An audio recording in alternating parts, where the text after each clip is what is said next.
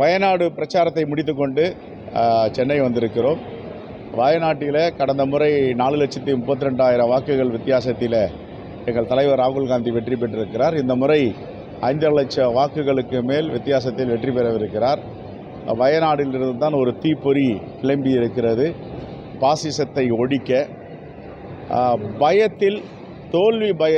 தோல்வி அச்சத்தில் நரேந்திர மோடி ஒரு பிரதமர் என்ற தகுதியை மீறி, ஒரு தலைவர் என்ற தகுதியை மீறி, ஒரு தேசிய கட்சி என்ற தகுதியை மீறி மிகவும் கீழ்த்தரமான, மக்கள் ஏற்றுக்கொள்ளாத வகையில் ஒரு பாசிசவாதியாக தன்னுடைய கருத்துக்களை தெரிவித்து வருகிறார். இது வன்மையாக கண்டிக்கத்தக்கது. மகாத்மா காந்தி இந்த தேசத்திற்கு விடுதலை பெற்று தரும்பொழுது, இந்த நாட்டில், இந்த மண்ணில் எவன் ஒருவன் பிறக்கிறானோ அவனுக்கு சம உரிமை இருக்கிறது, எல்லோருக்குமான உரிமை, எல்லோரும் இந்த நாட்டின் பிரஜைகளை என்று சொன்னார். ஆனால் மோடி என்று மக்களை பிரித்தாளும் கொள்கையிலே இறங்கியிருக்கிறார்.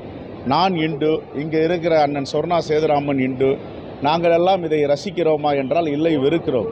இப்படிப்பட்ட பாசிச சக்திகளை நாம் புறந்தள்ள வேண்டும் என்று தான் இந்த தேசத்தின் மக்கள் எல்லாம் முடிவு செய்திருக்கிறார்கள். தோல்வி பயம், தோல்வி அச்சம், மிகப்பெரிய படுதோல்வி அடைய போகிறார்கள். 100 இடங்களுக்கு மேல் கூட பாஜக பெறாது என்று இன்று வயநாடில் வடநாட்டு பத்திரிகையாளர்லாம் பேசிக்கொண்டிருக்கிறார்கள்.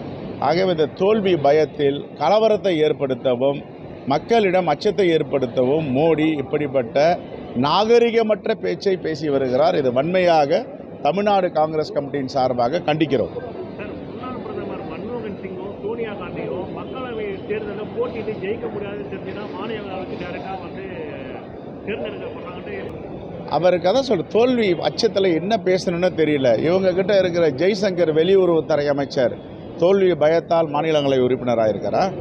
இவங்ககிட்ட இருக்கிற நிதி அமைச்சர் நிர்மலா சீதாராமன் தோல்வி பயத்தால் மாநிலங்களவை உறுப்பினராக இருக்காங்களா? எத்தனை மாநிலங்களவை உறுப்பினர்கள் மத்திய அமைச்சர்களாக இருக்கிறார்கள்? இவர்கள்லாம் தோல்வி பயத்தில் மக்களை சந்திக்காமல் ஆகியிருக்கார்கள் கேட்க வேண்டும். ரைட். மோடி அவர்கள் வெறுப்பு பிரச்சாரம் அதிகப்படியாக செய்து கொண்டு வரார். இது குறித்து தேர்தல் ஆணையம் எந்த ஒரு வழக்கும் பதிவு செய்யல, எதுவுமே பண்ணாத விஷயமா இருக்கு. எப்படி பார்க்குறீங்க? தேர்தல் ஆணையம் இந்தியா கூட்டணி காங்கிரஸ் பேரியக்கம் மக்களை நம்பி தேர்தலிலே நிற்கிறது. ஆனால் மோடி அவர்கள் முழுக்க அமலாக்கத்துறை, சிபிஐ, இன்கம் டாக்ஸ், தேசிய தேர்தல் ஆணையத்தை நம்பி தேர்தல் நிற்கிறார். அதனால் எதுவுமே அவர் நடவடிக்கை இருக்காது. குறிப்பாக 4 கோடி ரூபாய் பிடிச்சாங்க திருநெல்வேலி வேட்பாளருடைய பணத்தை. இது வரைக்கும் அமலாக்கத்துறை இன்னும் விழிக்கலையா? கும்பகரண மாதிரி தூங்கிட்டு இருக்கா? இன்கம் டேக்ஸ் என்ன பண்ணிகிட்டு இருக்கு? சிபிஐ என்ன பண்ணிகிட்டு இருக்கு? இதுதான் மோடியுடைய ஆட்சி. ஃபேசிசம் பண்ணுவாங்க. எல்லோருக்குமான நடவடிக்கையாக இருக்கணும், எல்லோருக்குமான ஆட்சியாக இருக்கணும், எல்லோருக்குமான அதிகாரிகளாக இருக்கணும். ஆனால் இந்த பாசிச ஆட்சியில் இதெல்லாம் நடக்கும்.